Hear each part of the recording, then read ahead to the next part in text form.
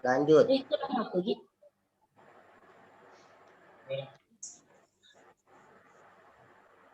Siapa dulu nih? Pak Uyung boleh, Pak Uyung. Pak Uyung Udah boleh. dibuka tuh, lanjut lah Bang Nanda. Iya ke? Bang Hadi tolong direkam. Ya. Ini buat Nanda sama Tegar nih yang tak pernah muncul nih, presentasi lagi tak hari ini. Usahakan kita hari ini. Alhamdulillah. Bismillahirrahmanirrahim. Assalamualaikum warahmatullahi wabarakatuh. Waalaikumsalam. Baik teman-teman, hari ini kita akan mendengarkan paparan dari dua pemangkalah. Yang pertama itu dari yang tak pernah muncul, namanya Tegar Satria Alipudin dan Sapitria Nanda. Beliau akan mengangkat tentang landasan pendidikan, mendeskripsikan landasan politik pendidikan. Dilanjutkan oleh kelompok kedua, kelompok terakhir. Please di-mute dulu ya.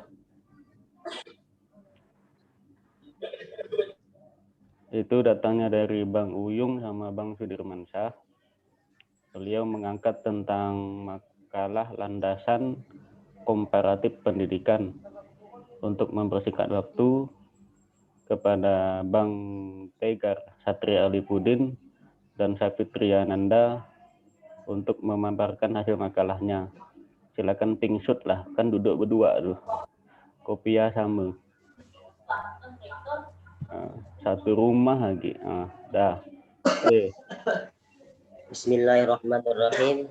Assalamualaikum warahmatullahi wabarakatuh. Waalaikumsalam warahmatullahi wabarakatuh. Alhamdulillah, rabbil alamin, wassalatu wassalamu ala asrofil anbiya'i wal mursalin sayyidina Muhammadin wa ala alihi wa sahbihi ajma'in, amma ba'd. Yang terhormat Bunda Bu Nani MPD selaku dosen pengampu, yang saya hormati juga kawan-kawan seperjuangan S2 PAI kelas B.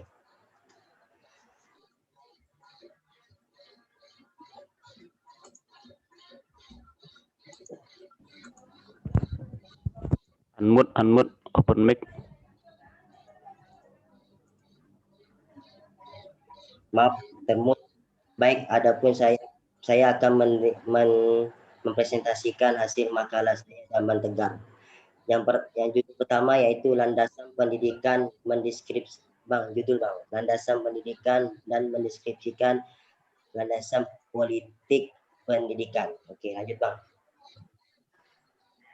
Lanjut ke latar belakang Bang.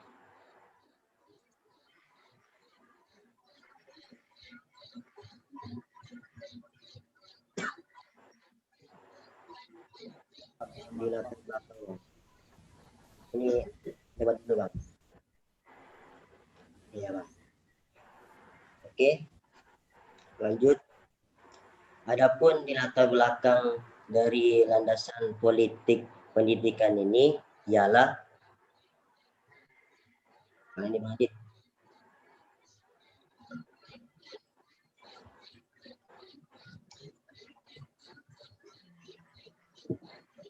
Masalah memahami pendidikan politik masyarakat merupakan hal yang sangat menarik untuk diketahui. Karena pendidikan politik itu merupakan suatu proses atau dialog di antara pemberi dan penerima pesan. Melalui proses ini, para anggota masyarakat mengenal dan mempelajari nilai-nilai norma-norma dan simbol-simbol politik negaranya dari berbagai pihak dalam sistem politik seperti sekolah, pemerintah, dan partai politik. Begitu juga pendidikan politiknya mengajarkan masyarakat untuk lebih mengenal sistem politik negaranya. Lanjut Bang Adit.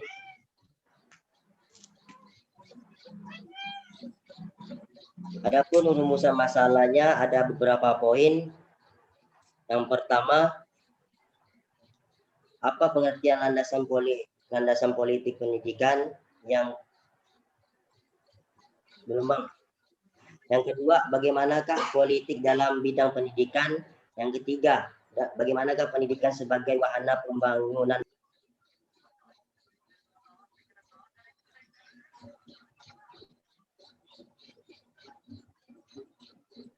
Saran itu bang.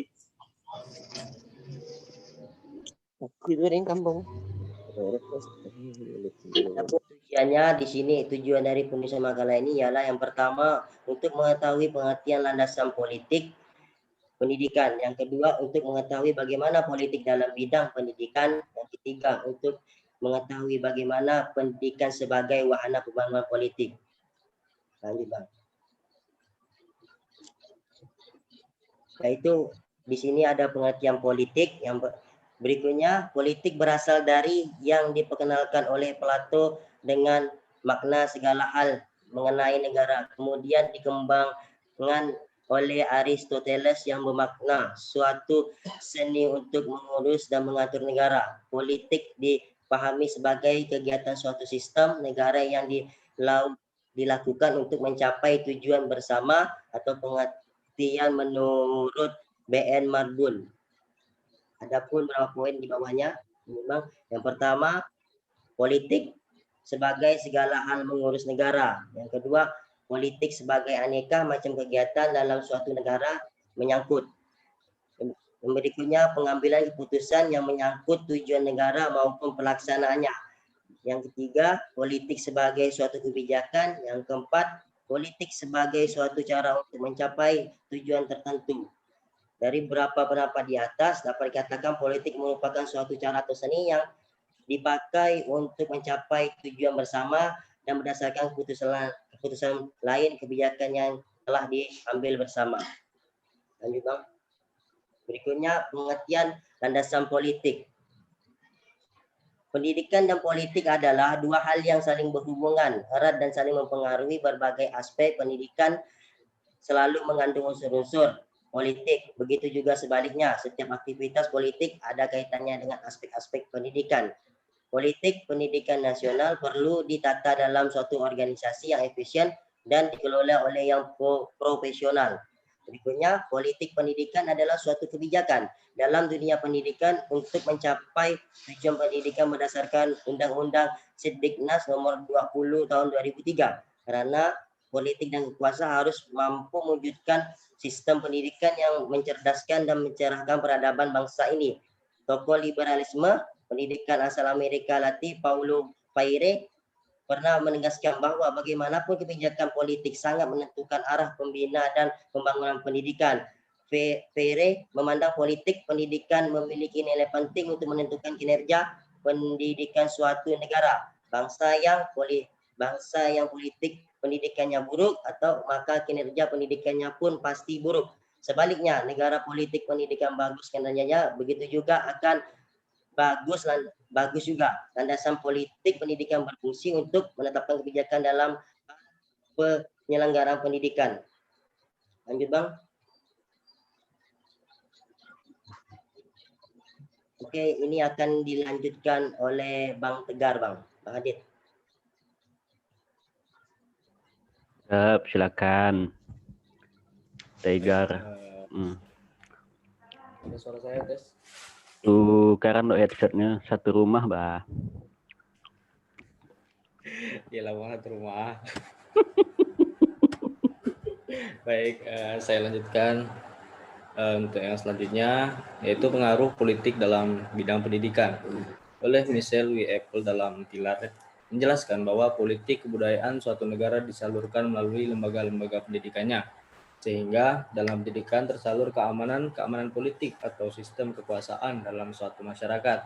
Upaya menanamkan suatu prinsip, doktrin, dan kesepakatan negara melalui pendidikan dilakukan dengan cara yang tidak dapat ditelusuri secara sekilas, karena biasanya berada secara implisit dalam suatu materi pendidikan atau kurikulum, sehingga secara tidak sadar sebenarnya masyarakat yang mengikuti dan memperoleh pendidikan telah mendukung pula tujuan khusus negara tersebut. Kemudian bang, ada juga dari moralisme religius. Dalam pendekatan ini negara memberikan arah kepada pendidikannya agar memelihara nilai-nilai moral religius yang dianut oleh negara. Dalam sejarah pendidikan, hal ini dikenal pada zaman skolastik. Kemudian pada masa Aufklärung muncullah intelektualisme mendorong negara mengarahkan pendidikannya kepada pengembangan kemampuan berpikir yang merupakan dasar dari kemajuan. Intelektualisme merupakan tujuan utama dalam pendidikan yang diarahkan oleh negara. Kemudian C, pengembangan nasionalisme. Pada zamannya dengan lahirnya negara-negara bangsa pada abad 19, terutama sesudah revolusi Prancis, maka pendidikan nasional merupakan tugas utama dari negara. Pendidikan warga negara dilaksanakan di sekolah-sekolah dan mencapai puncaknya dalam pendidikan totaliter seperti yang diselenggarakan oleh Nazisme, totalitarisme, fasisme, dan komunisme. Terakhir, lahirlah demokrasi. Hal ini dikenal terutama dalam falsafah pendidikan yang dikembangkan di Amerika Serikat oleh filsuf John Dewey, yang mengatakan bahwa apabila kita berbicara mengenai demokratis, maka kita memasuki wilayah pendidikan. Pendidikan merupakan sarana bagi tumbuh dan berkembangnya setiap demokrasi. Oleh sebab itu, pendidikan tidak dapat dilepas dari penyelenggaraan negara yang demokratis. Lanjutnya Bang, yang terakhir, pendidikan sebagai wahana pembangunan politik. Keterkaitan antara pendidikan dan politik dipahami oleh masyarakat dalam dua hal. Pertama, ada kelompok masyarakat yang mengatakan bahwa pendidikan adalah pendidikan dan politik adalah politik, atau antara keduanya terpisah. Kedua, ada kelompok masyarakat yang berpendapat bahwa antara keduanya saling berkaitan. Pendapat mana yang paling sesuai masih bisa diperdebatkan. Pendapat yang pertama mengasumsikan bahwa mencampur adukan antara pendidikan dan politik akan merugikan pendidikan karena di dalam politik terdapat kondisi buruk atau jelek menurut pendapat kelompok masyarakat tertentu. Kemudian pendapat kedua cukup beralasan karena politik tidak dapat hanya dipahami dalam arti sempit. Perlu diingat bahwa politik dalam arti sempit diartikan sebagai masyarakat sebagai politik dalam pencaturan kehidupan berbangsa, di mana di dalamnya terdapat persaingan antar kelompok atau golongan tertentu untuk memperebutkan suatu kedudukan atau posisi yang diinginkan dengan menghalalkan segala cara. Politik dalam bidang pendidikan sebenarnya ada seperti sebuah contoh, seorang kepala sekolah SMK yang memutuskan kebijakan tentang pola magang bagi siswa-siswanya. Apakah keputusan itu tidak dapat dianggap sebagai sebuah keputusan politik? Nah, mungkin sekian, terima kasih. Sampai sini dulu presentasi saya dan Bang Nanda. Saya kembalikan ke Bang Hadi.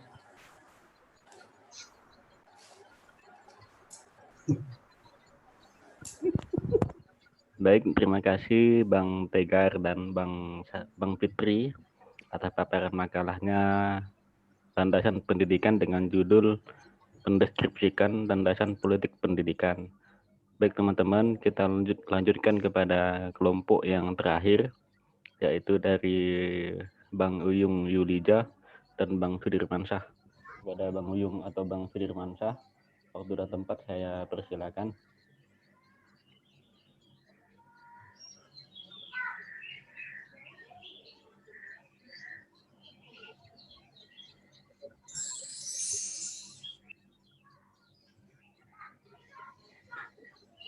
Bismillahirrahmanirrahim. Assalamualaikum warahmatullahi wabarakatuh. Waalaikumsalam. Waalaikumsalam. Alhamdulillahirabbil alamin wa bihi nasta'inu ala umuri dunya waddin. Salatu wassalamu ala asyrafil anbiya'i wal mursalin wa ala alihi wa sahbihi ajma'in. Wa qala rabbi shrah li sadri wa yassir li amri wa hlul 'uqdatam min lisani yafqahu qawli. Allahumma aftah alaina hikmataka wansur alaina min khaza'ini rahmatika ya arhamar rahimin. Yang sama-sama kita hormati Ibu Dr. Nani Tursina MPD sebagai dosen pengampu mata kuliah landasan pendidikan. Selanjutnya kawan-kawan sesama seperjuangan, izinkan pada sore hari ini kami menyampaikan sedikit makalah tentang landasan komparatif pendidikan. Lanjut Bang Adib.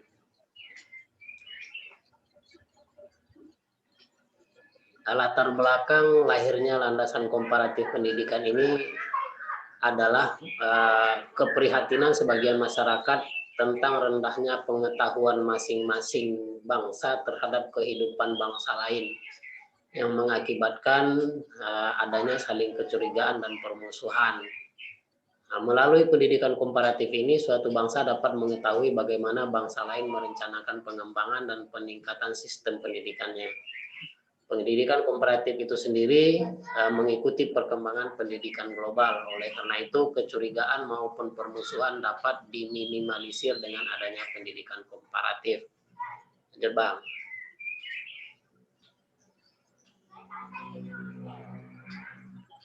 Lanjut, Bang Adit.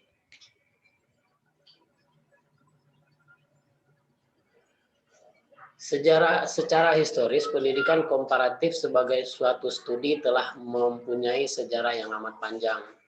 Menurut William W. Bridgman dalam Policy White-nya tahun 1998, bahwa umat manusia telah saling bertukar informasi tentang pendidikan sudah berlangsung sejak zaman kuno, yaitu sejak manusia antar bangsa di dunia ini saling berinteraksi dan melakukan kontak sosial dalam suatu wadah yang disebut dengan perdagangan, perperangan, dan atau misi keagamaan. Ya, Bang.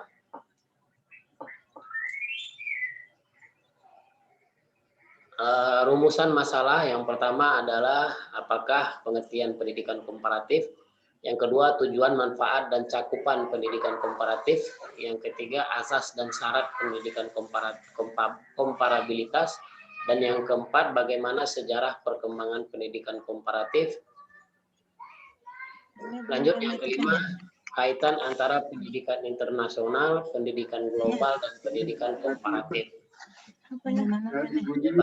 Wajah Mama. Ya.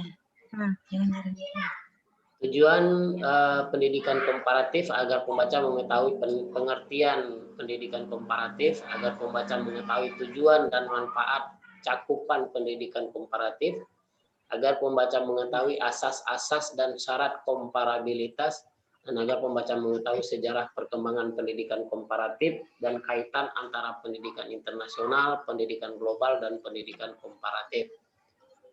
Lanjut, Bang.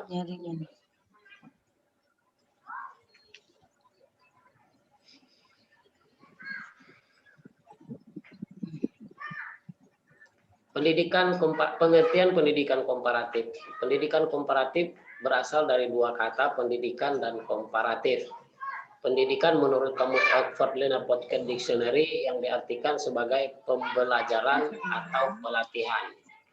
Komparatif berasal dari kata to compare atau membandingkan, atau comparison atau perbandingan, sehingga komparatif diartikan sebagai suatu yang bersifat membandingkan.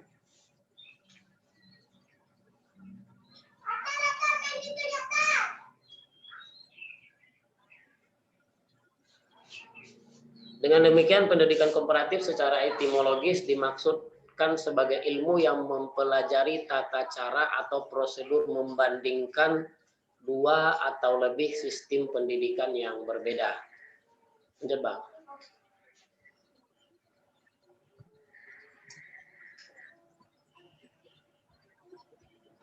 Pengertian pendidikan komparatif terbagi menjadi dua, yaitu pengertian etimologis. Pendidikan komparatif secara etimologis dimaksudkan sebagai ilmu yang mengajarkan dan melatih tentang tata cara atau prosedur membandingkan dua atau lebih sistem yang berbeda, baik antar daerah maupun antar bangsa. Istilah pendidikan komparatif sering disebut dengan istilah pendidikan perbandingan, karena keduanya memiliki pengertian yang sama. Kemudian secara terminologis adalah disiplin ilmu yang mempelajari sistem-sistem pendidikan, baik dalam satu negara maupun antar negara yang menyangkut A. Sistem pendidikan formal, non formal, dan informal, B. Teori dan praktek pendidikan, serta C. Latar belakang sosial, ekonomi, politik, ideologi, dan budaya yang mempengaruhi sistem pendidikan. Lanjut, Bang.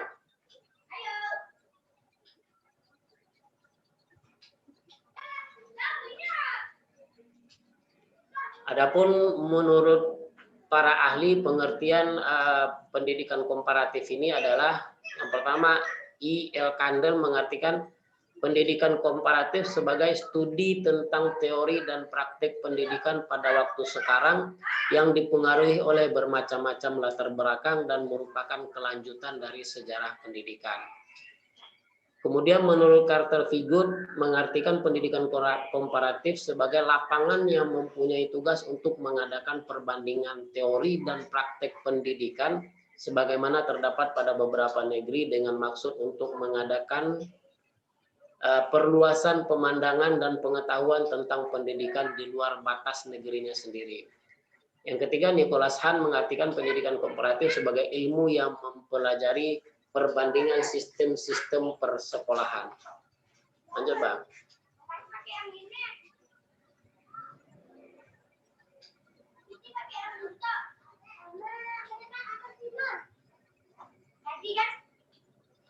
Kemudian Suryati Sidarto mengartikan sebagai suatu ilmu yang mempelajari perbandingan antara pendidikan formal, non-formal, dan informal, baik dalam satu negara dari dua sistem yang berbeda, maupun antar dua atau lebih negara yang berbeda. Khadijah Hasan mengartikan pendidikan komparatif adalah usaha menelaah secara lebih mendalam dan luas tentang konsep-konsep pendidikan yang berkembang di dunia. Dengan demikian, pendidikan komparatif adalah ilmu yang mempelajari sistem-sistem pendidikan, baik dalam satu negara maupun antar negara yang menyangkut tiga hal. A. Sistem pendidikan formal, non-formal, dan informal. B. Teori dan praktek pendidikan. Serta C. Latar belakang sosial, ekonomi, politik, ideologi, dan budaya yang mempengaruhi sistem pendidikan. Lanjut, Bang.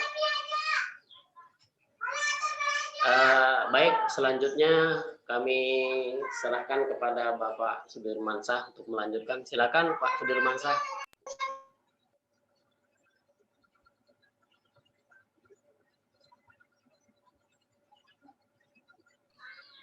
Halo Bang Sudirmansyah. Kayaknya sinyal, Bang. Oke, saya lanjut aja Bang ya. Ya, Bang.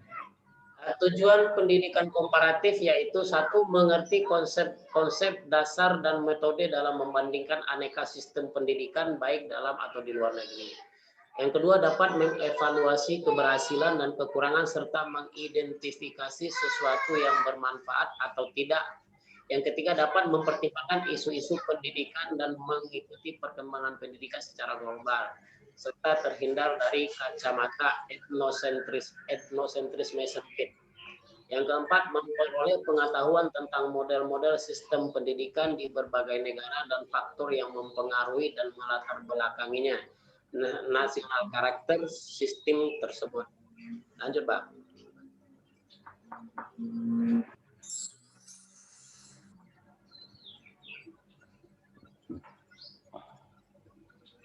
Manfaat pendidikan komparatif satu, dapat memiliki konsep-konsep dasar dan metode membandingkan aneka sistem pendidikan, baik yang ada dalam satu daerah, negara maupun antar daerah atau antar negara. Dapat menilai keberhasilan dan kekurangan atau hal-hal positif dan negatif tentang sistem pendidikan kita sendiri. Dapat menilai isu-isu dan mengikuti perkembangan pendidikan secara global, sekaligus dapat menghindari dari penilaian dengan kacamata etnosentrisme sempit. Yang keempat, memperoleh pengetahuan tentang model-model sistem pendidikan di beberapa daerah atau negara. Keberagaman model dan macam sistem pendidikan di beberapa daerah dalam lingkup negara ataupun beberapa negara dalam lingkup dunia, antara lain dipengaruhi oleh latar belakang daerah atau negara tersebut. Lanjut, Bang.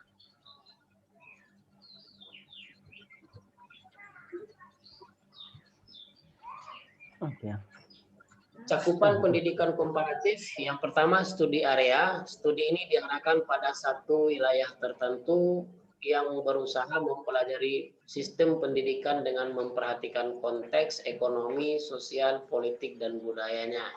Misalnya studi sistem pendidikan di area Asia Tenggara yang mencakup beberapa negara seperti Malaysia, Singapura, Brunei, Filipina, Thailand, Kamboja, Vietnam, Myanmar, Laos, dan Indonesia.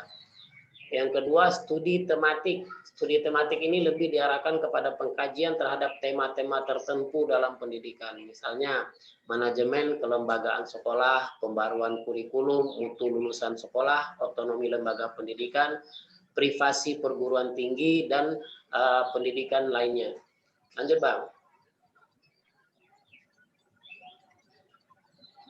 Untuk menjalani pendidikan komparasi ini kita perlu mengetahui asas-asas komparabilitas. Asas dalam Kamus Besar Bahasa Indonesia adalah satu, dasar, sesuatu yang menjadi tumpuan berpikir atau berpendapat. Nah, sebagai contoh, pada dasarnya saya setuju pendapat saudara. Yang kedua, dasar cita-cita, perkumpulan atau organisasi. Yang ketiga, hukum dasar. Komparabilitas adalah kesebandingan. Asas komparabilitas adalah metode penelitian atau penulisan dengan membandingkan berbagai aspek dalam pendidikan. Misalnya tujuan pendidikan nasional, biaya, proses, evaluasi, dan sebagainya. Asas komparabilitas dapat juga diartikan sebagai perbandingan konsep mendasar dalam sebuah sistem pendidikan dan pengajaran yang dijadikan atau yang dijadikan acuan lainnya. Ini, Bang.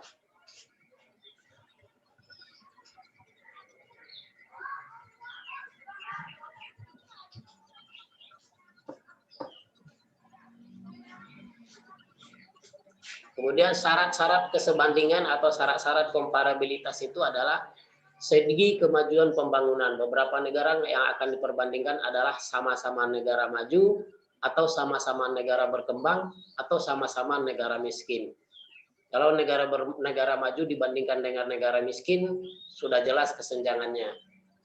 Kalaupun ditemukan beberapa rekomendasi, akan sulit untuk dilaksanakan. Yang kedua, segi latar belakang sejarah.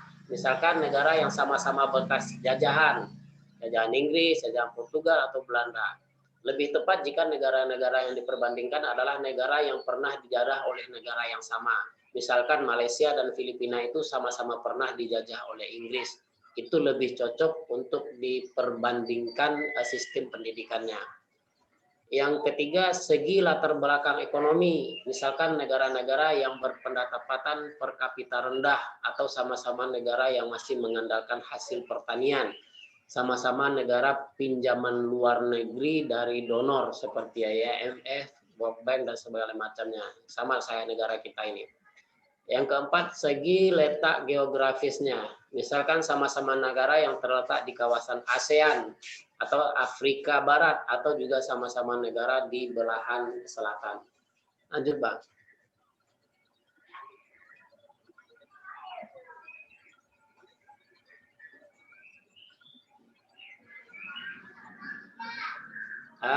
Pendidikan internasional, global, dan pendidikan komparatif ini adalah 3 serangkai yang sama-sama saling berkaitan dan saling ada manfaatnya. Ada 3 disiplin ilmu yang sama-sama memiliki orientasi terwujudnya perdamaian dunia. Satu, pendidikan internasional sebagai refleksi para ahli terhadap realitas dunia yang diwarnai aneka konflik antar bangsa, sehingga diperlukan upaya untuk terciptanya suasana pergaulan dunia yang harmonis. Yang ketiga, pendidikan komparatif sebagai upaya sistematif para ahli dalam mempelajari sistem-sistem pendidikan di luar batas negaranya sendiri. Yang ketiga, pendidikan global sebagai suatu studi dengan tujuan untuk menumbuhkan kesadaran warga bangsa di masing-masing negara agar mereka menyadari pentingnya menjaga kehidupan kolektif secara global. Kejadian di satu negara akan dirasakan dampaknya oleh seluruh negara atau sebagai seluruh negara sebagai satu warga dunia. Lanjut, Bang.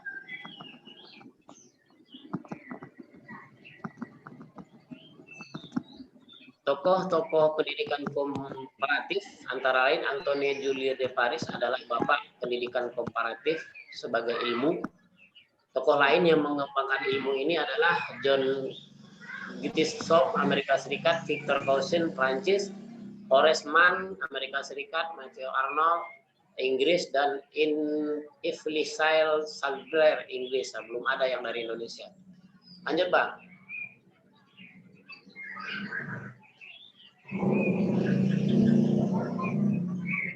Kesimpulan, pendidikan komparatif berkaitan erat dengan pendidikan internasional dan pendidikan global.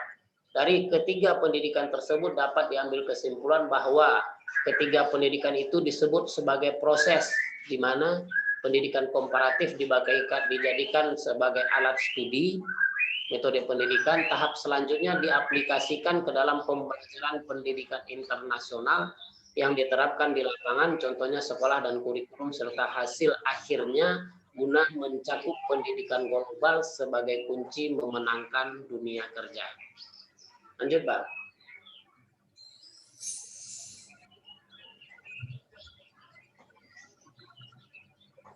Habis, Bang. Oh, habis. Baik, sekian makalah yang kami bisa sampaikan.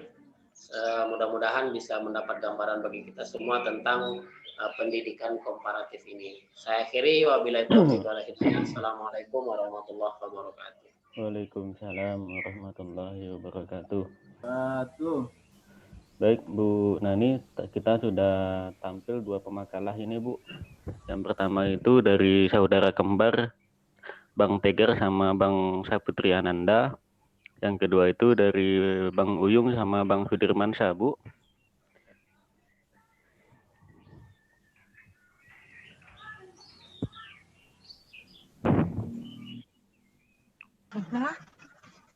Baik, terima kasih. Assalamualaikum warahmatullahi wabarakatuh.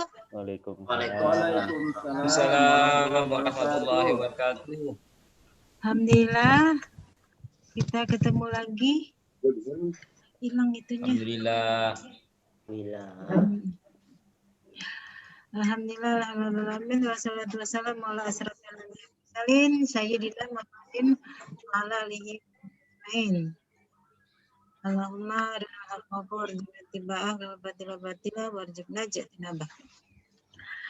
Baik, Bapak-bapak, Ibu-ibu yang saya hormati, alhamdulillah kita masih beri umur dapat ketemu lagi pada kesempatan ini. Ya, saya kasih tahu tadi pagi saya ya kepada teman saya Ibu Rahmawati sekeluarga. Beliau 5 orang, suaminya Ibu Rahmawati, suaminya Tony Ismail, kemudian anaknya Ratih, kemudian cucunya ada 2 orang yang kena musibah pesawat Jaya itu.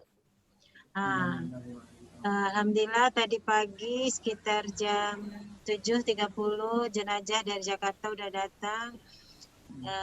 Alamatnya di Sepakat di belakang Masjid Al-Hikmah.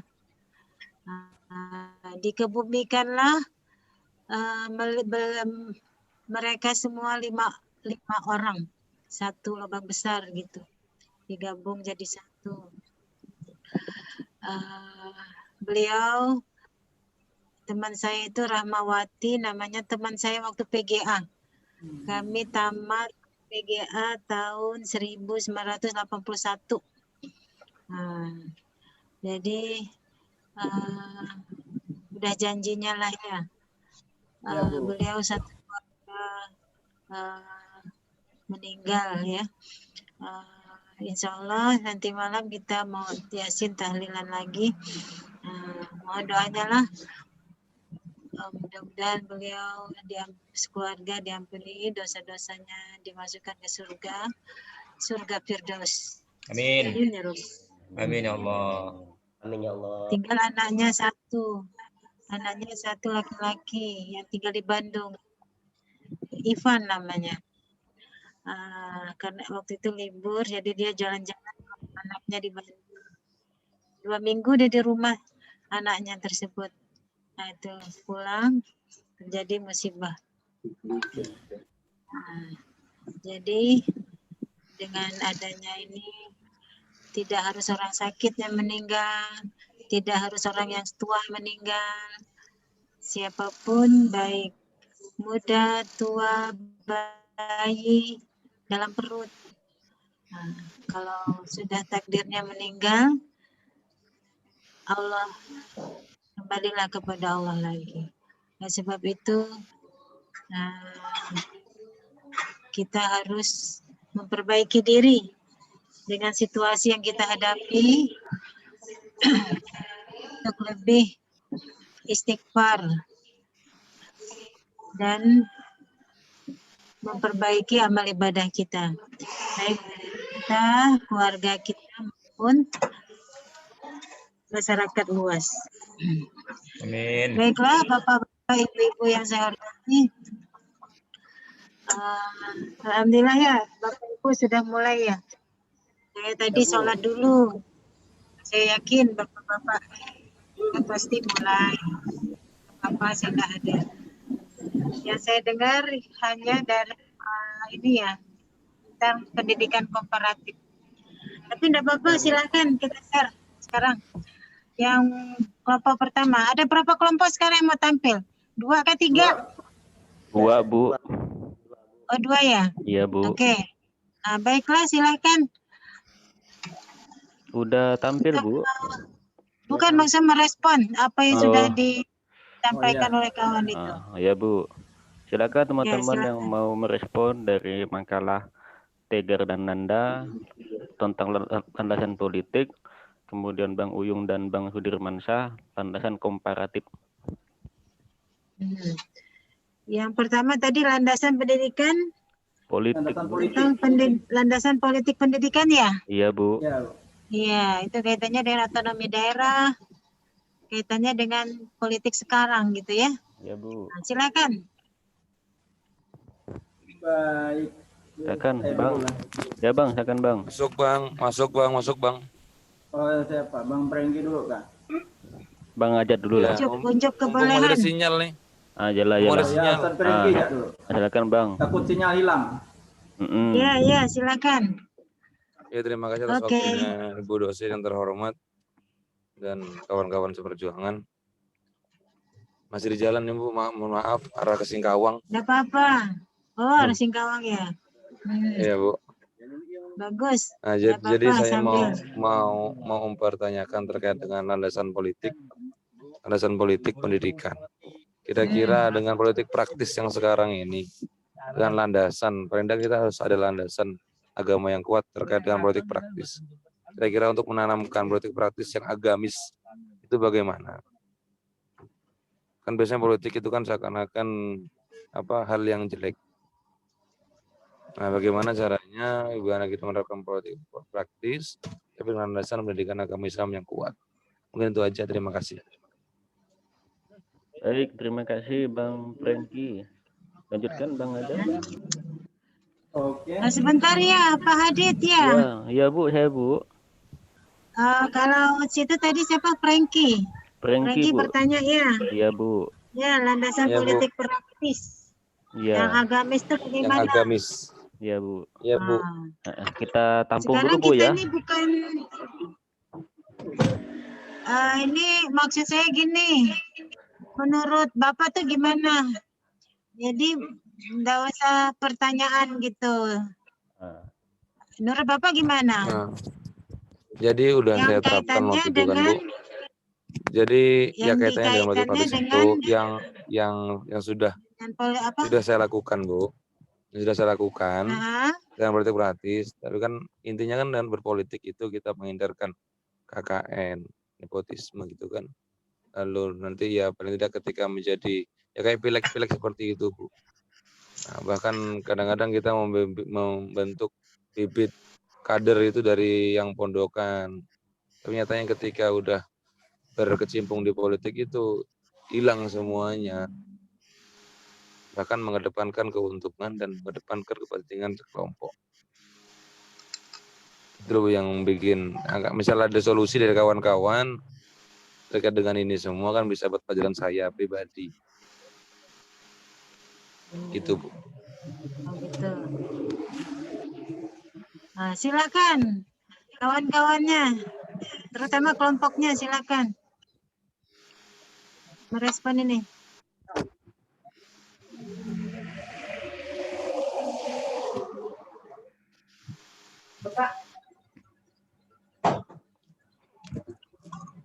Silakan Nanda. Ya, silakan. Nanda, Tegar. Yang kelompok ini dulu, yang tadi tampil itu. Siapa-siapa tadi tuh? Ya, Tegar. Ibu Tegar sama Sapitri Ananda. Tegar, siapa Triana, silakan. Jawab. Lagi Hah?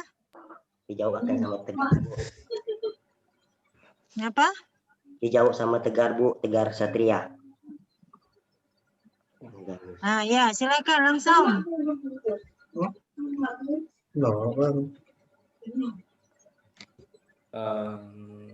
Baik, terima kasih.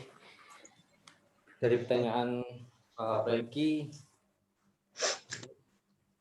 Yang agamis. bagaimana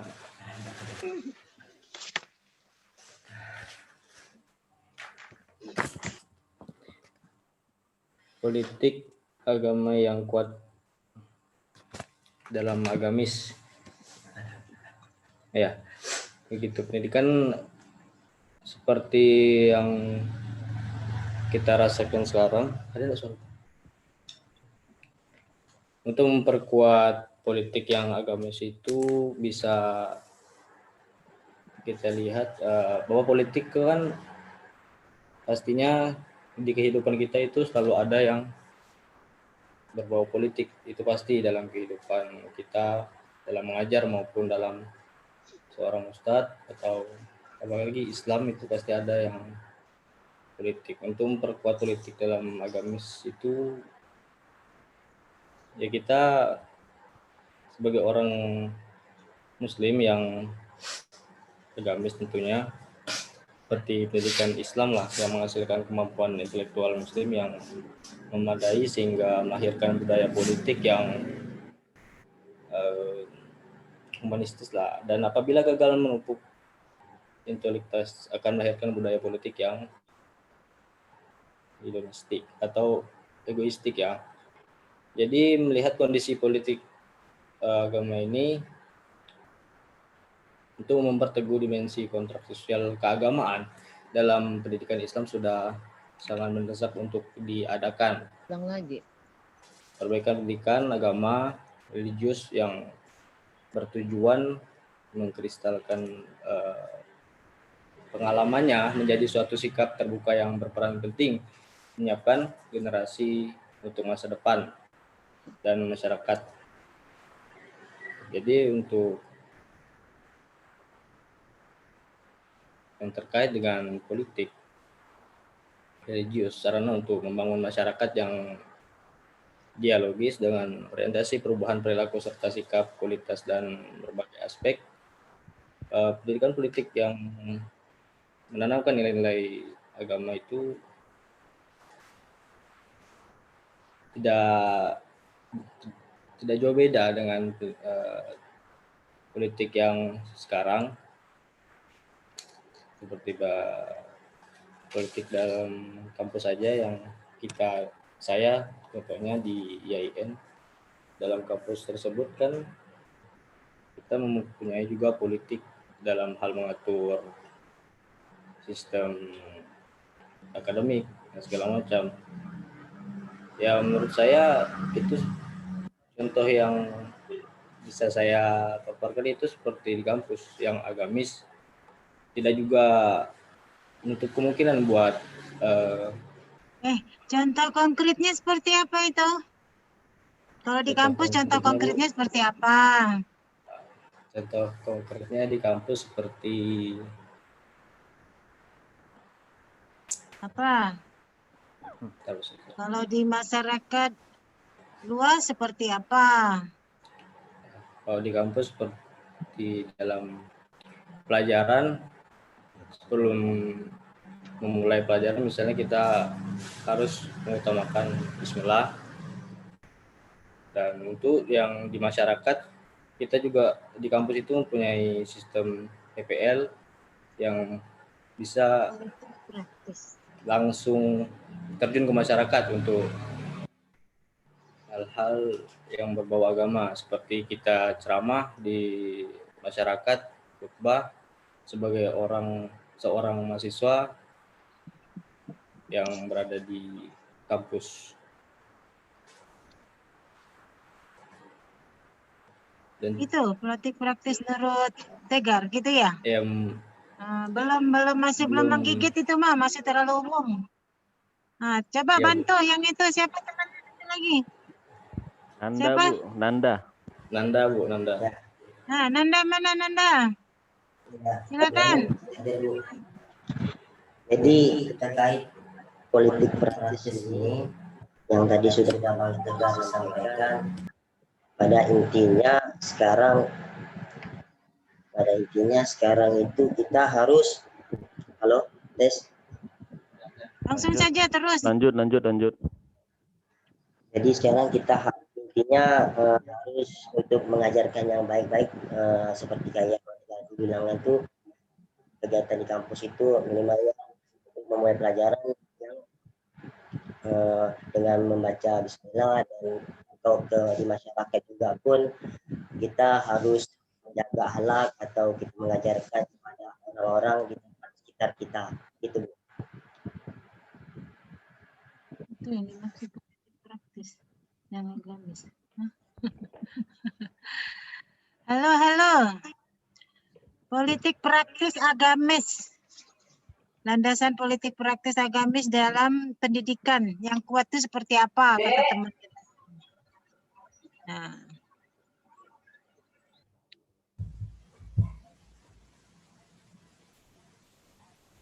Halo? Anda. Kalau dalam hal menentukan, mungkin contohnya dalam hal menentukan kebijakan gitu Bu di kampus. Misalnya itu kan salah contoh satunya di kampus, contoh di pemerintahan, contoh di masyarakat. Nah, sekarang contoh yang ada di kan kaitannya politik tadi tuh. Kalau ada berkaitan politik itu kan kita harus sedikit ada dasarnya. Bu, sedikit menambahkan, Bu. Silakan, coba. Iya, banyak-banyak pun boleh. Alhamdulillah, kalau berbicara politik pendidikan, hari ini kan kita tahu anggaran pendidikan 20% dari APBN maupun di daerah juga seperti itu. Artinya terbitnya undang-undang tentang adanya anggaran 20% itu lahir tidak lepas dari politik. Itu sebagai contoh politik praktis dalam pendidikan, dan banyak lagi aturan-aturan yang dibuat dalam rangka untuk memajukan pendidikan tersebut. Contohnya adanya undang-undang Sisdiknas sekarang kan, Bu, undang-undang Sisdiknas. Maka undang-undang lahir itu dari hasil politik. Mungkin itu sedikit tambahan dari saya, Bu. Mohon maaf, lagi dalam perjalanan juga nih, Bu. Ya, baik. Sudirman Sahu. Yang lain lagi apa? Yang berkaitan dengan ini. Politik yang berkaitan dengan pendidikan.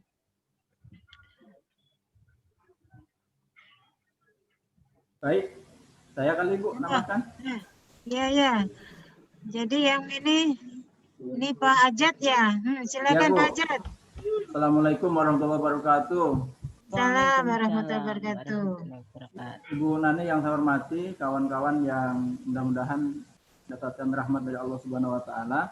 Amin. Terima kasih, menarik Bu tema kita hari ini yang disampaikan oleh kawan kita Bang Nanda dan Bang Tegar tentang landasan politik pendidikan, bahwa saya setuju yang pertama poinnya bahwa kebijakan politik itu tidak politik dan pendidikan adalah satu hal yang selalu saling berkaitan dan saling mempengaruhi satu sama lain. Bahwa semakin baik kebijakan di bidang politik tentang pendidikan, maka akan semakin baik pula outcome dari hasil proses pendidikan di suatu negara, kan begitu Bu ya. Kemudian bicara tentang kondisi real bangsa kita hari ini, misalnya tentang kebijakan politik bangsa kita atau negara kita di bidang pendidikan seperti apa. Mungkin yang tadi salah satunya disampaikan oleh Ustadz Prengki, bagaimana kita melihat kebijakan politik praktis agamis begitu. Contoh misalnya bahwa sistem pendidikan nasional tentu merupakan visi besar dari misalnya sebuah pemerintahan. Contoh hari ini bahwa pemerintahan Pak Jokowi punya nawacita, dan salah satu bagian dari nawacita itu kan di bidang pendidikan, Bu, seperti itu. Terkait yang disampaikan Ustadz Prengki bahwa contoh di dalam sistem pendidikan nasional kita terkait dengan kemarin kan sempat ada wacana bahwa pendidikan agama akan dihapuskan dalam sistem kurikulum, kan sempat agak ramai juga, Bu. Nah itu kan politik pendidikan praktis di bidang agama, saya kira itu, dimana tentu umat Islam akan mempertahankan jangan sampai mata pelajaran agama itu hilang dari sistem pendidikan, kan gitu. Karena itu saya kira mungkin pemikiran yang bersifat yang beranggapan bahwa pendidikan agama merupakan hak pribadi yang tidak mesti harus masuk dalam sistem pendidikan. Tetapi di negara kita saya kira itu tidak bisa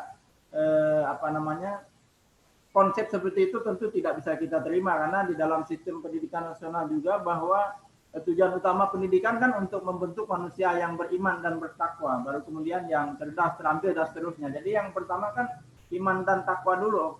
Oleh karena itu maka tentu kebijakan sistem pendidikan nasional juga harus mengarah kepada bagaimana mewujudkan visi misi besar atau tujuan dari sistem pendidikan nasional, yaitu membentuk manusia yang beriman dan bertakwa. Jadi contoh realnya adalah bagaimana tadi kalau dalam yang disampaikan Ustadz Prengki bahwa misalnya pelajaran agama itu jangan sampai hilang dari sistem pendidikan nasional. Itu saya kira sesuatu yang tidak bisa ditawar-tawar atau merupakan harga mati lah begitu, karena tujuan pendidikan kan membentuk manusia yang beriman dan bertakwa. Saya kira itu, Bu, mungkin tambahan dari saya sementara, Bu. Ya, baik. Ya, jadi lebih jelas contohnya itu kondisi real di bidang pendidikan. Sebenarnya Undang-Undang Dasar kita, kemudian pembukaan Undang-Undang Dasar, Undang-Undang Dasar, Dasar Negara, Tujuan Pendidikan Nasional, Sistem Pendidikan Nasional udah jelas, sudah lengkap, udah bagus semua. Nah, anggaran-anggaran biaya sudah ada ditetapkan. Nah, tinggal ininya pelaksanaannya itu teknisnya. Apakah bisa sesuai yang sudah disepakati? Nah, 20% itu benar nggak dinikmati oleh pendidikan? Jangan pula 20% diambil nanti di kantor, untuk pendidikan di kantor, ambil dari dana pendidikan tersebut. Dana dikelola ke provinsi. Nah, ini di dalam sistem pendidikan yang sudah disepakati itu, yang sudah ditetapkan itu, sudah jelas itu. Tinggal pelaksanaannya ini. Pelaksanaannya lurus atau ada penyimpangan gitu. Nah, itu yang jadi masalah. Kemudian ya, benar kata Bapak tentang agama, ya tidak bisa pendidikan agama itu dihilangkan di Indonesia ini. Karena di Indonesia itu tidak terpisah. Agama menyatu dengan kehidupan, mulai dari bangun tidur, proses mau tidur lagi. Nah, jadi ada yang tidak suka dengan agama, nah mereka buat macam-macam hal. Yang kita, oleh sebab itu, kita masih bersyukur pesantren masih banyak. Nah, kalau di sekolah-sekolah umum bisalah terpengaruh. Nah, tetapi kalau di pesantren, insya Allah benteng pendidikan Indonesia ya dari segi agama itu. Kemudian kalau kita lihat lagi, kadang-kadang dosen disibukkan dengan penelitian. Nah, karena dosen harus naik pangkat, harus buat ini dan seterusnya, banyak. Begitu juga mau ngejar profesor, harus ini dan lain-lain. Jadi kapan dosen memperhatikan mahasiswanya, memperhatikan yang lain-lain, karena sibuk dengan penelitian. Nah, itu yang mana penelitian itu memang ada anggarannya. kita bisa lihat hasil penelitian itu dinikmati oleh negara lain. Jadi kalau sebelum-sebelumnya orang luar ingin tahu tentang keadaan Indonesia, mereka meneliti langsung ke sini. Di kursi. Tetapi sekarang dibuatlah sistem supaya orang Indonesia sendiri yang mengadakan penelitian, hasilnya mereka nikmati dan itu biayanya sedikit. Nah, biayanya sedikit. Nah, itu kadang-kadang itu juga membuat dosen kadang-kadang kurang peka lingkungan juga. Nah, ya, itu. Lalu memang kita sebagai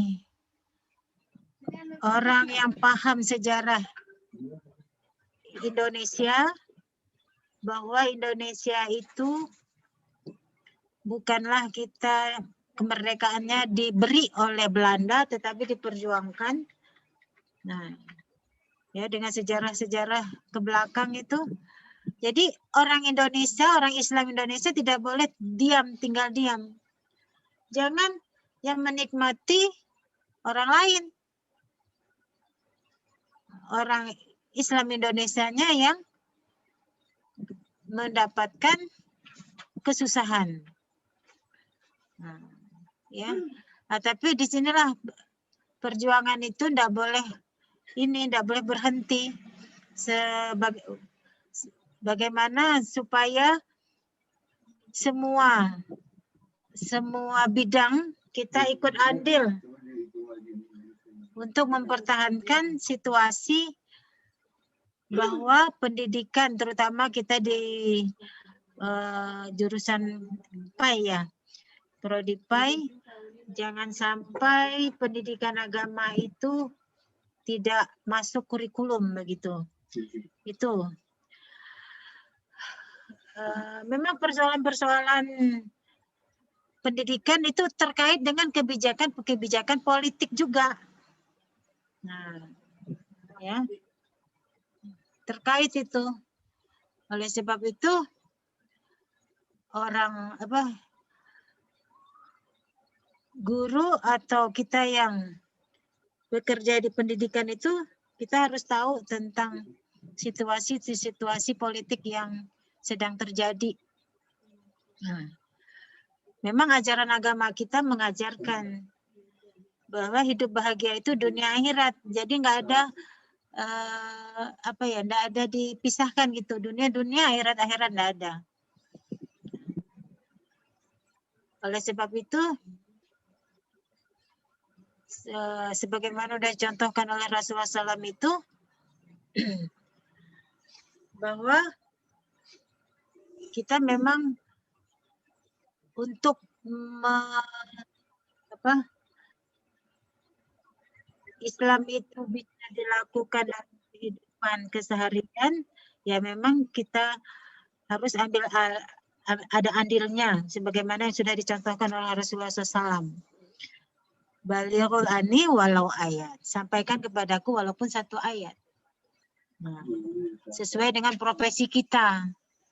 Itu ya, tuh ya, situasi politik ini bisa juga membuat keimanan kita jadi naik turun.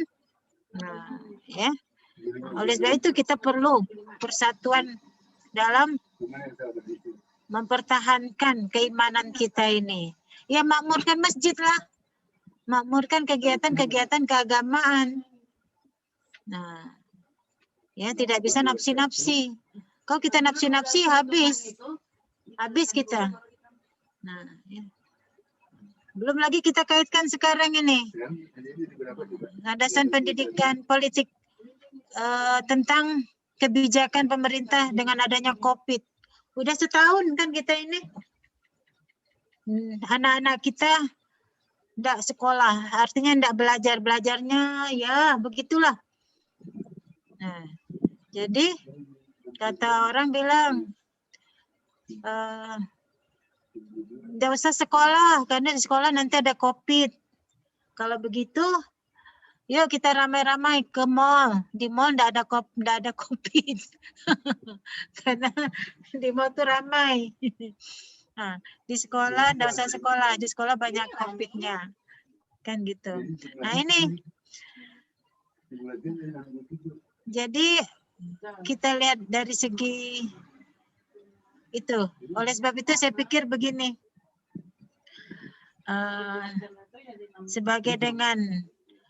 Kita sebagai orang yang berkecimpung di dunia pendidikan Islam, ya bagaimanalah kita menguatkan kehidupan keislaman agar dapat berjalan begitu. Itu menurut saya itu. Baik di sekolah, di lingkungan rumah tangga, di masyarakat, kemudian lingkungan kerja kita gitu. Nah.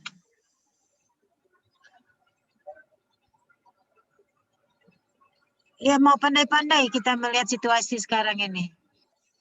Dengan aturan-aturan yang dibuat, itu bisa juga ya memang ya orang akhir zaman itu banyak hal bisa kita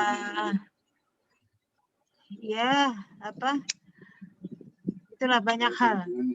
Mungkin hari ini kawan, besok bisa jadi lawan. Nah itu. Oleh sebab itu kita tidak boleh putus istighfarnya, selawatnya, kemudian kalimat la ilahnya, zikir-zikir pagi petang itu. Subhanallah, alhamdulillah, wa la ilaha akbar, la haula wala quwata illa billah, selawat Nabi. Nah, supaya kita terhindar dari hal-hal yang bisa membuat kita maka. Nah, jadi sekarang kita hanya mengharap sama Allah sekarang ini. Siapa yang mau kita percaya? Contoh saja soal itu. Vaksin. Nah, kan maju mundur itu. Nah, kita punya murid. Gimana kita menyuruh murid harus vaksin? Bisa enggak? Nah, kan? Itu kebijakan politik yang kaitannya dengan pendidikan. Nah, itu kita merasakan bersama.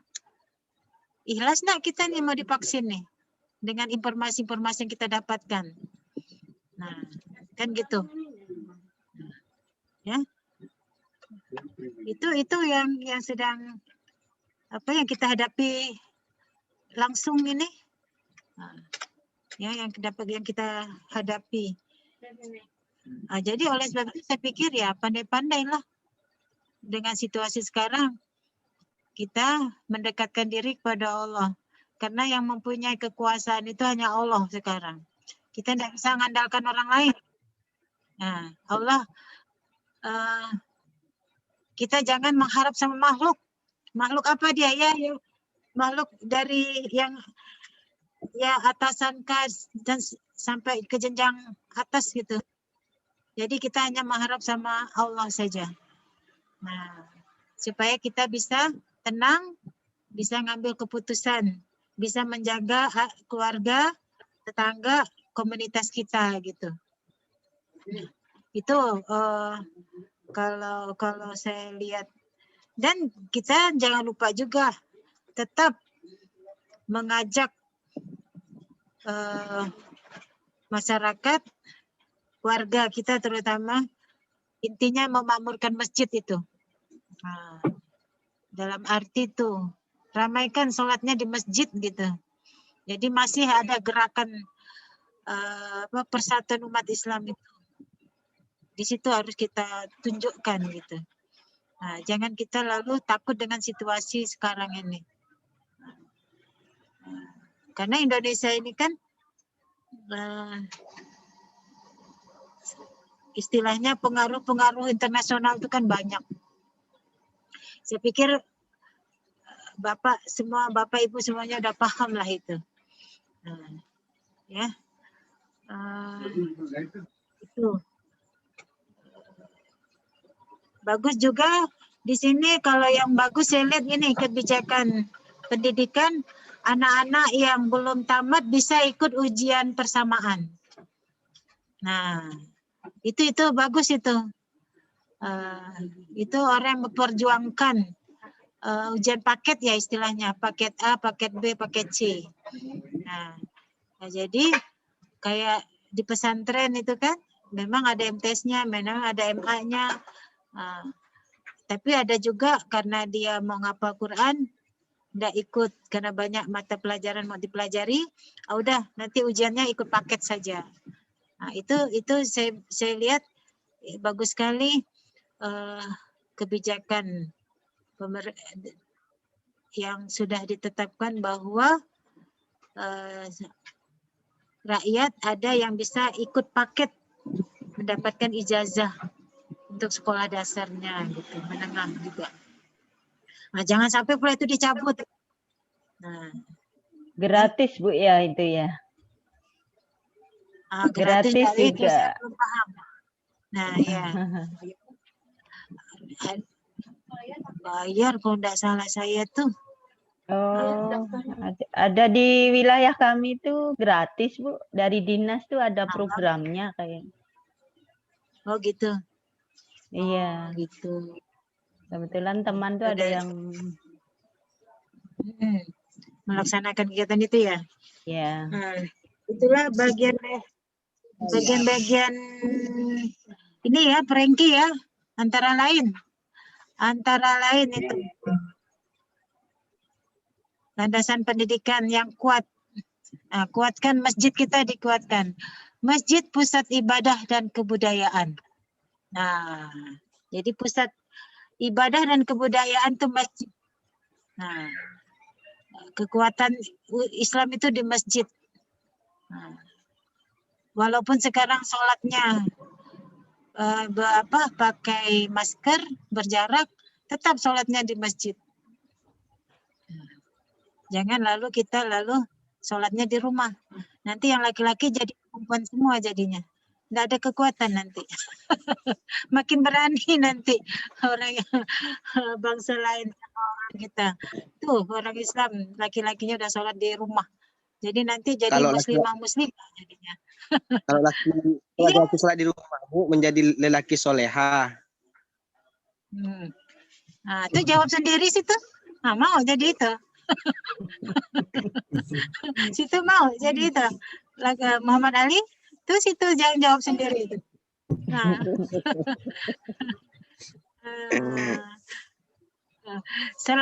Selama laki-lakinya tidak ada jiwa pemimpin, nah perempuan nanti yang maju, kan gitu. Jadi Ar-rijalu qawwamun 'alan nisa, itu kan ayatnya udah jelas. Jangan pula Anissa terbalik. Oleh sebab itu berarti tidak ada alasan laki-laki mau sholatnya di rumah, harus ke masjid. Itu prinsip itu. Ya. Baik, silakan. Lanjut. Mana Nanda sama Tegar? Nanda, Tegar? Moderator tolong. Udah pakai moderator langsung aja lah. Nanti waktunya habis nanti. Oh iya. Nah. Halo. Silakan, ada yang menambahkan lagi? Lagi Bang Adit.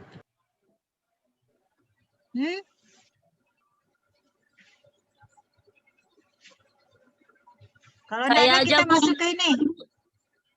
Septi mau menambahkan. Silakan.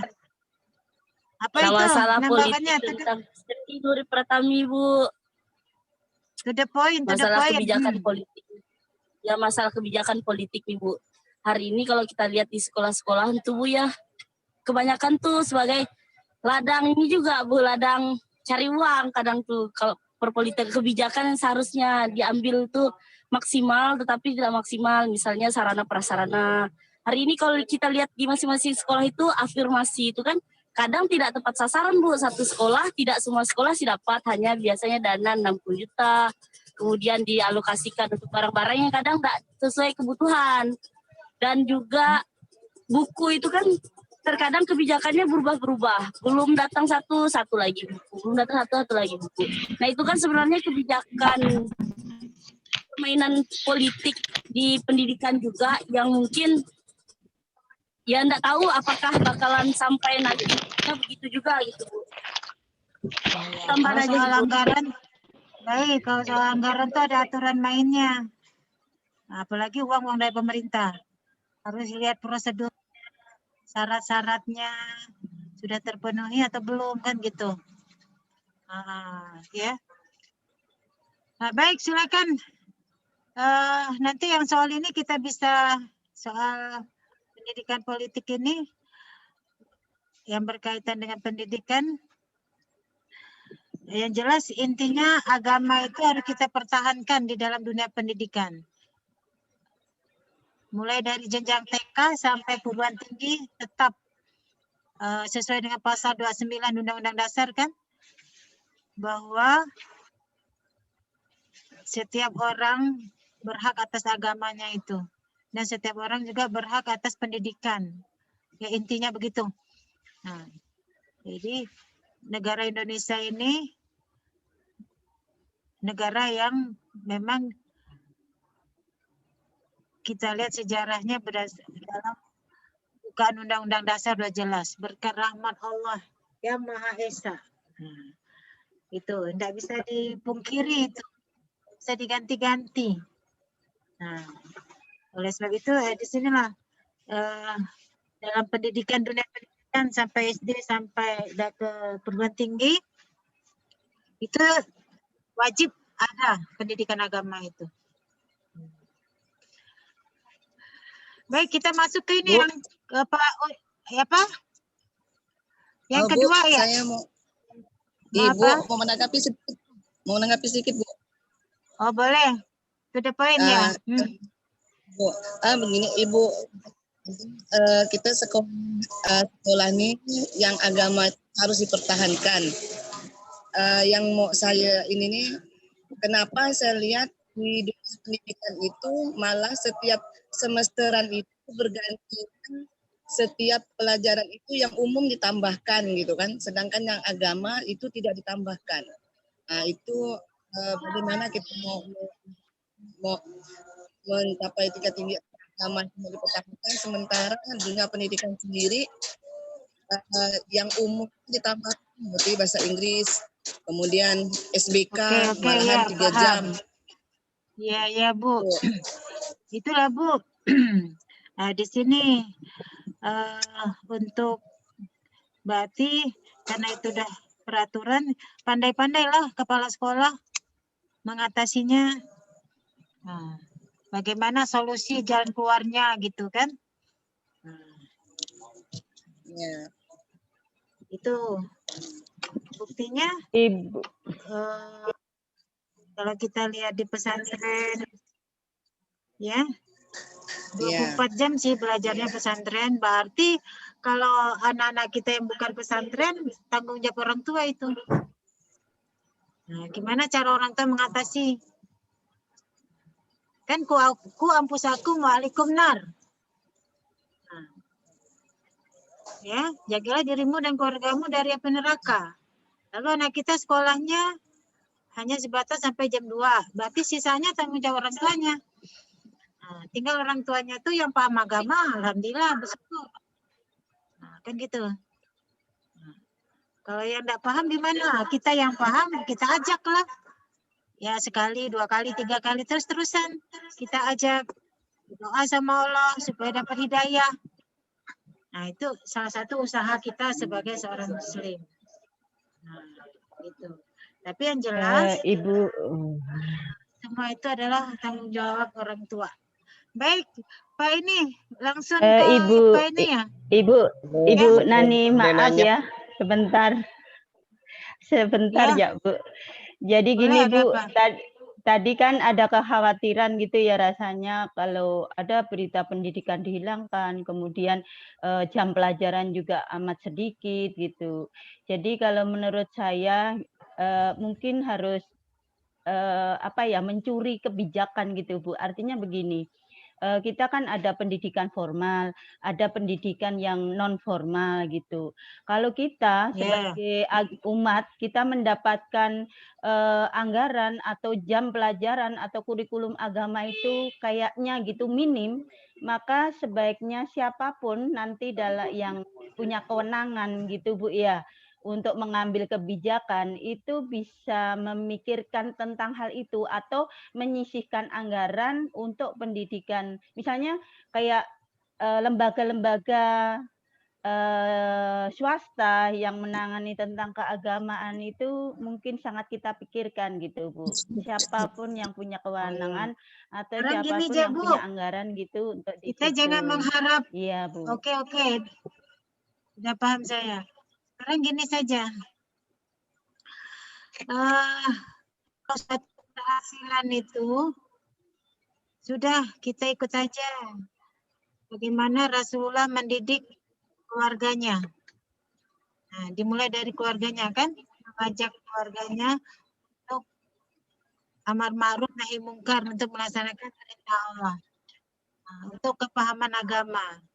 Nah, jadi memang tanggung jawab ibu harus ada taklim di rumah. Taklim rumah namanya. Jadi bukan majelis taklim yang di luar, kita pergi keluar. Jadi mama bapaknya di rumah, taklim rumah. Kita belajar agama setengah jam umpamanya. Nah, kita didik anak kita, wajib ikut. Kalau setiap rumah begitu kan, setiap rumah ya insya Allah anak itu punya kepahaman. Kita kan selama ini mengharap dari sekolah. Gurunya 1, muridnya 30. Mana bisa? Kan belum lagi ininya ini. Guru dibuat harus ber-RPP, harus ini, harus itu, dan lain-lain. Itu juga jadi fungsi orang tua nih. Yang tadi kuampusakum ahlikum nar. Dia harus belajar agama dan mengajarkan agama kepada anaknya. Itu. Karena pada zaman Rasulullah kan gitu. Orang tua itu semua begitu. Mereka mendidik anaknya sendiri tentang kepahaman agama. Kalau tidak tahu, bapak mamanya tidak tahu tentang hukum itu, kalau ada yang bertanya anaknya, boleh tanya sama ulama. Jadi ilmu ada ilmu masail, ilmu fadail. Nah, jadi kepahaman agama orang tua itulah yang berperanan penting untuk memberikan pelajaran agama di rumah anaknya dalam bentuk taklim rumah. Jadi dibuat suasana di rumah setengah jam, ngajarkan anak kita. Fikih kah, akidah akhlak kah, sejarah Islam kah, baca Quran kah. Nah, begitu. Ya, ini yang perlu kita ini kan jangan mengandalkan guru agama gitu. Contoh lagi, kayak anak kita taruh di TPA. Sekali-sekali pergilah lihat tuh gimana guru TPA-nya ngajar. Ini muridnya banyak. Ngajar. Anaknya ma'ariful hurufnya enggak jelas. Yang mana ha, yang mana ho, kop, kap, ho, dan lain-lain. Anak diajarin pingin pindah. Cepat pindah, ikro 1, ikro 2, ikro 3. Nah, akhirnya setelah tamat, ikro 6, mau belajar ngapal, diperbaiki lagi. Kenapa? Belajarnya tidak sesuai yang standar, baca Al-Quran yang standar gitu. Nah, ini. Jadi orang tua nyerahkan ke guru agama. Ini berarti orang tua harus untuk paham agama dan dia akan mengajarkan kepada anaknya.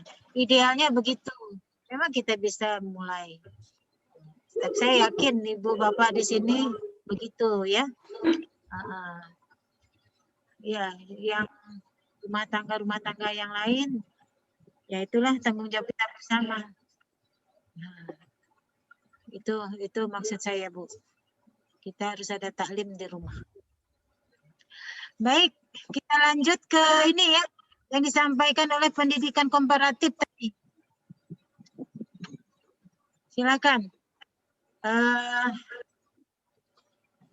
Siapa mau ini menanggapi? Silakan Bapak Ibu. Oh, yang tadi-tadi itu banyak nih, plus-plusnya nih udah saya catat nih. Nah, Franky, siapa nih? Yudi Mansa, Pak Ajat, siapa lagi nih? Ibu. Sudirmansyah tadi, Bu. Iya. Sudirmansyah tadi, Bu. Sudirmansyah, ya Sudirmansyah. Ibu saya yang barusan Ibu apa? Sri Lestari. Pokoknya yang siapa-siapa komen saya ini.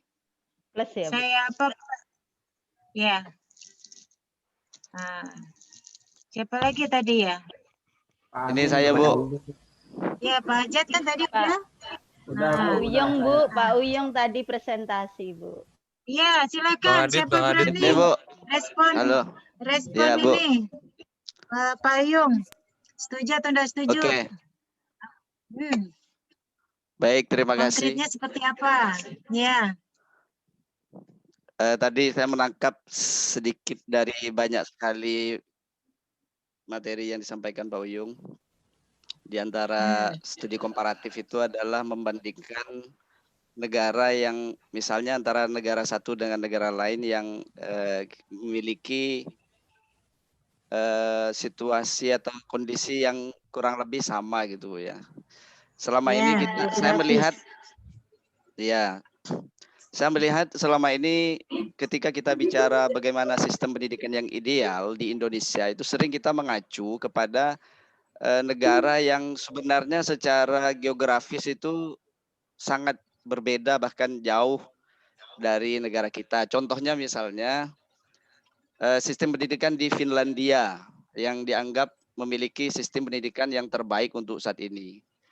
Jadi sebenarnya itu tidak apple to apple ketika kita berbicara sistem pendidikan di Indonesia dengan Finlandia. Di Finlandia itu negara kecil dengan jumlah penduduk yang juga sedikit dan secara umum kesejahteraan masyarakatnya memang jauh di atas kita. Penghasilan negaranya juga berbeda. Ya, jadi intinya kita kalau membandingkan tuh harus sederajat, sekupu. Kan gitu? Sekufu, ya harus sekufu, Bu. Karena enggak nyambung. Contohnya begini. Kita di sini satu guru itu bisa mengampu dalam satu kelas itu bisa 40, sekolah swasta itu bisa 40 bahkan atau bahkan lebih. Kalau di Finlandia itu misalnya satu guru itu hanya mengajar paling banyak 20 orang. Kemudian belum lagi fasilitas dan lain sebagainya. Oke. Jadi kan tadi kan sudah dikasih tahu syarat-syarat kesebandingan itu harus dilihat segi latar belakang sejarah, dari segi ekonominya, geografisnya, dari segi kemajuan pembangunannya. Jadi kita tidak sembarangan juga membanding-bandingkan gitu, yang sesuai gitu. Ya betul, Bu. Sekarang cuman begini, Bu. Begini. Gimana? Saya setuju dengan yang disampaikan, teori yang disampaikan oleh Pak Uyung tadi. Akan tetapi mungkin ada juga hal-hal yang sebagian gitu ya, walaupun tidak keseluruhan, yang sebenarnya bisa kita coba untuk diupayakan diterapkan di negara kita. Tapi saya melihat, saya tidak tahu apa pertimbangan pemerintah, kenapa begitu sulitnya untuk melakukan ini. Saya ambil satu contoh saja, bahwa betapa di sekolah kita atau di pendidikan kita kurikulumnya itu begitu gemuk, begitu besar pelajaran yang harus dikuasai oleh siswa tanpa ada kesempatan bagi siswa untuk memilih mana yang bisa diprioritaskan, kecuali di sekolah kejuruan barangkali. Dibandingkan dengan sehingga contohnya begini, kami di Sanawiyah itu kurang lebih ada 15 kadang 16 mata pelajaran yang harus dipelajari pada saat yang sama oleh siswa. Dan siswa dituntut untuk paling tidak ya semuanya tuntas seperti itu. Jangankan siswa, padahal gurunya saja, yang guru matematika misalnya ketika disodorkan pertanyaan-pertanyaan pelajaran agama atau pelajaran yang lain belum tentu bisa jawab. Tapi siswa kita harus bisa menjawab karena itu tuntutan kenaikan kelas dan lain sebagainya.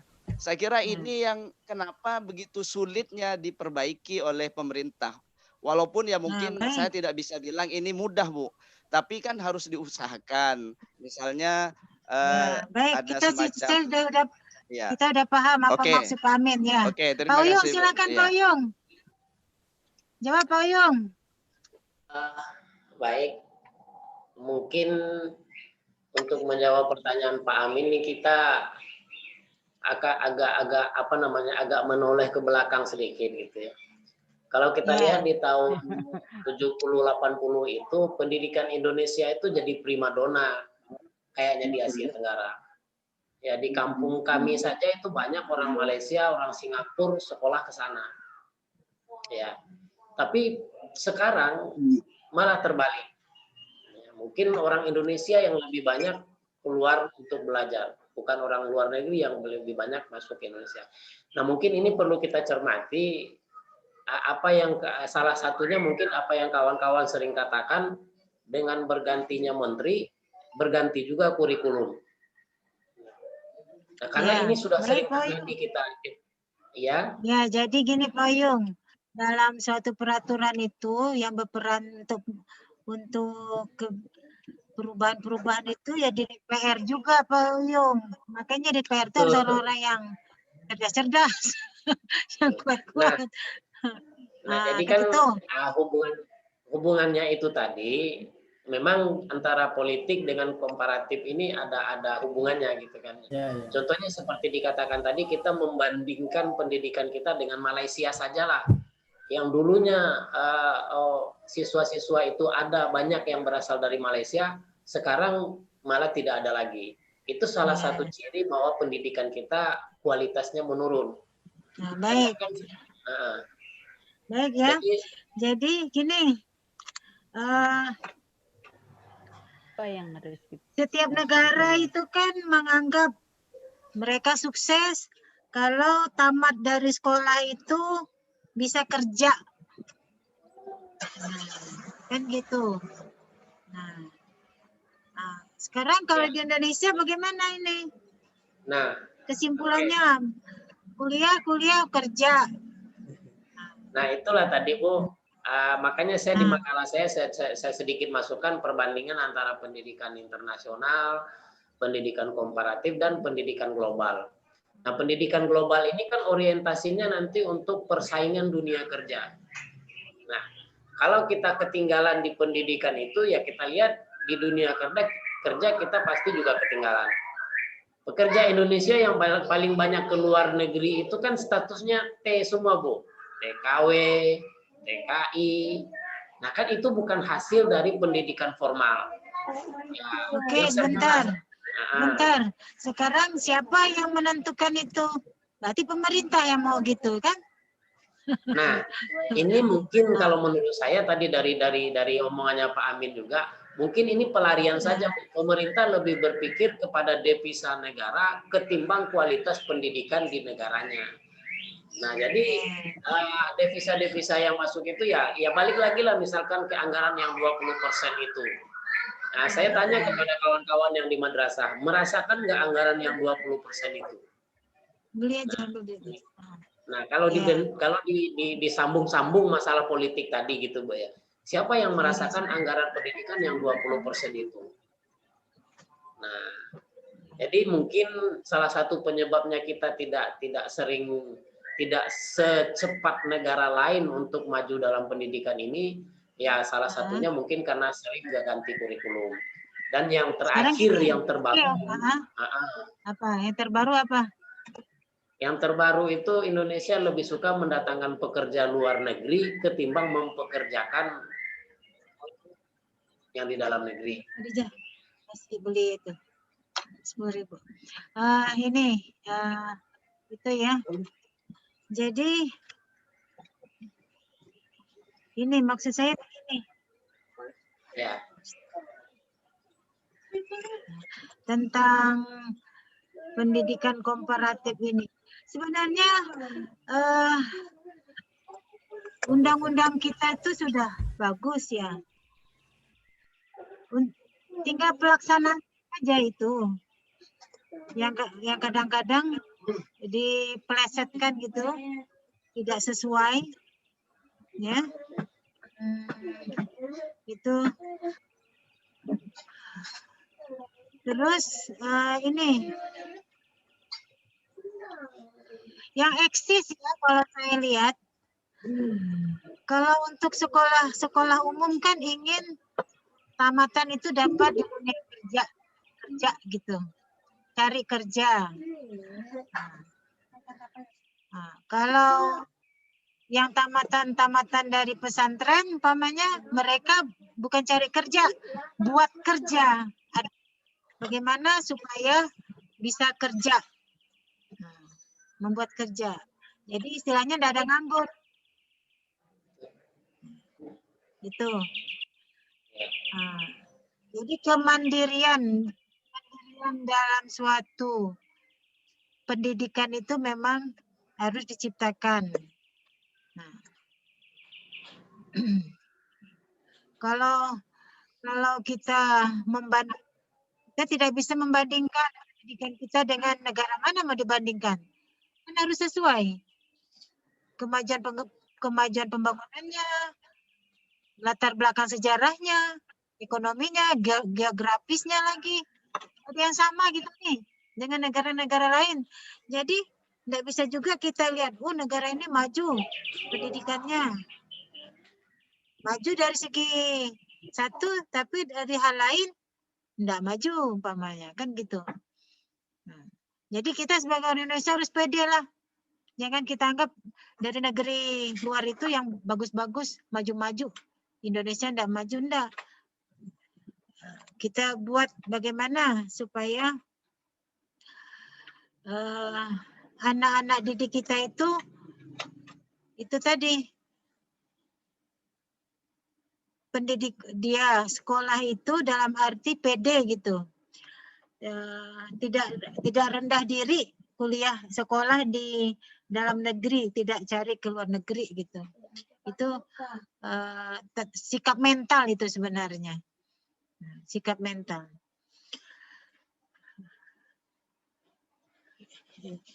Ya, saya mah kalau negeri ini lebih bagus pendidikannya, dari segi apa dulu gitu. Nah, kita lihat dulu apanya yang mau dibandingkan. Tidak semuanya bisa dibandingkan. Nah, sekolah kita banyak berada di pinggir sungai. Mereka hidup di pegunungan. Tidak bisa, susah membanding-bandingkan. Ya. Memang kita ini perlu pengkajian lebih ini ya, karena sesuai waktu juga. Jadi kita mau ngomongnya banyak, tapi apa nih? Lihat jam, kasihan juga bapak-bapak, ibu-ibu di sini. Baiklah, saya pikir untuk pendalaman materi ini saya serahkan kepada mahasiswa semuanya lah. Kembali lagi kita lihat ini filosofi itu. Coba bayangkan, mereka hafal Quran, menguasai fikih, menguasai hadis, tapi dia dokter. Nah, coba kan menguasai seluruh. Kok sekarang mana terkotak-kotak ilmu kita? Nah, jadi kalau kita mau berhasil gitu, lihat sajalah tentang ini tokoh-tokoh cendekiawan Muslim kita lihatkan, seperti Ibnu Sina, Imam Syafi'i. Bagaimana sih pendidikan beliau? Itu yang nggak ada kita ceritakan sama murid kita. Kurang, literaturnya kurang. Itu kurang. Jadi yang kita contohkan yang semuanya yang barat-barat semua. Jadi anak kita pun yang Islam itu seperti apa sih? Yang mana sih? Padahal kalau kita kaji, wah lebih kualitasnya. Penemu Al-Jabar, kan semua orang Muslim semua. Nah itu guru agama tuh harus tokoh-tokoh cendekiawan Islam Muslim harus diinformasikan ke murid-murid kita supaya mereka tumbuh gairah untuk belajar, tidak terpisah. Ilmu dunia, ilmu akhirat tidak terpisah, tapi menyatu. Ini kan seolah masih terpisah kan? Nah, kayak anak-anak, kamu kita ke tamat kuliah kan? Ini dari tamat mana? Saya kan dari tamat SMA, Bu. Ini. Jadi seolah kok tamat SMA tuh merendahkan diri, enggak ngamalkan Islam, tak apa gitu. Nah, itu. Ini dari pesantren. Oh, pesantren bagus gini nih gitu. Nah, di situ yang dari tamat umum tuh seolah enggak paham agama pun tak apa. Nah, contohnya umpamanya suami saya ngajar agama semester 1 di Untan gitu ya. Nah, itu banyak anak-anak itu sholatnya belum 5 waktu. Nah, jadi saya bilang udah ajarin aja mudah-mudah. Nanti suruh praktek bacaan sholat dari usoli sampai salam, saya bilang gitu. Nah, UTS-nya begitu saja. Nah, lalu hafalan doa-doa pendek. Iya banyak yang kayak ini, Bu. Aduh kasihan saya. Nah, kadang-kadang. Nah ini, tapi guru-guru di sekolah guru agama ini peranan penting juga. Tamat kelas 6, sebelum kelas 6 dia harus praktek ngaji, praktek sholat. Kelas SMP, SMA gitu. Kadang-kadang mahasiswa kita tidak bisa khutbah, coba khutbah Jumat. Nah, banyak yang gitu tidak bisa. Ya, kan seharusnya semuanya harus bisa. Oh, kami kan bukan jurusan ini, kami kan jurusan pendidikan, jurusan syariah, jurusan saksia, jurusannya. Jadi melemahkan jadinya. Padahal setiap orang Islam kan sebenarnya harus bisa kan itu standar. Nah, ini yang bapak-bapak pejabat. Nah, silakanlah guru-guru untuk mengambil nilai akhir harus praktek ngajinya, praktek sholatnya harus apa satu-satu harus didengar. Itu yang perlu kita ini ya, kita ingatkan, praktekkan. Ya saya lihat anak-anak yang masuk Untan tuh kan ini dites kan anak-anak pintar. Ya, tapi sekali suruh bacaan mandi janabah tak tahu. Mandi habis haid tak tahu. Yang mudah-mudah tak tahu. Aduh, gimana nih? Nanti calon-calon pemimpin nih begini nih modelnya. Tapi yang mudah-mudah gitu nggak bisa. Nah, jadi kan timbul kekhawatiran kita. Oh, bagaimana nanti kalau mereka ini berkecimpung masyarakat. Nah, itu tanggung jawab kita bersama Bapak-Bapak Ibu-Ibu. Itu. Ya, baiklah Bapak, kita ini dah jam mau 5:30. Ya Bu. Berarti kita ini sudah pertemuan ke berapa? 11 ke 12 nih? 16 Bu. Rupanya belum UTS ya. Langsung luas ya, Saya Bu. di kelas S1 udah saya pikir udah ETS ini. Yang di S1 sudah ETS semua. Nanti saya bilang UTS-nya nanti saya kasih tahu sama Bu Rahma lah. Ya Bu, ya Bu. Dan kita kalau bisa kan harus 16 kali pertemuannya. Nanti apa-apa saya kasih tahu Bu Rahma ya, Bapak Ibu-Ibu. Baik. Apakah kita perlu 1 kali lagi pertemuan langsung kita UAS gitu. Siap Bu, dalam siap. minggu-minggu ini. Oke. Ya. Terima kasih. Baiklah. Keberkahan pertemuan kita tutup saja dengan doa kafarat majelis. Bismillahirrahmanirrahim. Subhanallah. Subhanallahumma wa bihamdika asyhadu an la ilaha Aduh, la ilaha illa anta astaghfiruka wa atubu ilaik. Ya, saya sih yakin dengan senior ibu bapak di sini kemampuan pemahamannya dalam materi bagus-bagus semua saya lihat. Ikut nyambung gitu, connect gitu bagus. Plus semua lah, Bu. Alhamdulillah. Ya. Apa? Plus semua, Bu. Udah kedengaran. Amin ya Bu, alhamdulillah. Insya Allah. Baiklah, kurang dan lebih mohon dimaafkan. Assalamualaikum warahmatullahi wabarakatuh. Waalaikumsalam warahmatullahi wabarakatuh. Kenapa kita dapat nilai A++ kah, Bu Sri? Alhamdulillah ya Bu Nani. Terima kasih Bu Nani. A++ kah, Bu Sri? Ibu masih ada. Nanti saya komparasi dulu semuanya, baru nampak plus semua. Nggak sempat bergurau kita. Bukan nggak sempat, takut. Saya mau saya guraukan tadi itu. Mungkin Kalau yang habis kuliah Bu Nani ini kayak keluar dari ruang BK. Tadi saya yang masih bujang itu mungkin masih belajar komparatif dia tuh. Makanya susah membandingkannya, nggak dapat. Mana Mak membandingkan nggak muncul juga yang muda nih. Ada Kak Septi muncul tadi. Mana menurut Kak Septi teori komparatifnya? Ini kenapa yang didoain cuman Septi doang ya? Di sini kan masih ada Dini ya kan? Ini yang muncul. Nanda. Jadi yang muncul kan Kak Septi. Ada Tegar. Mbak Dini mana nih Mbak Dini? Nggak pernah muncul nih kan Bu Sri?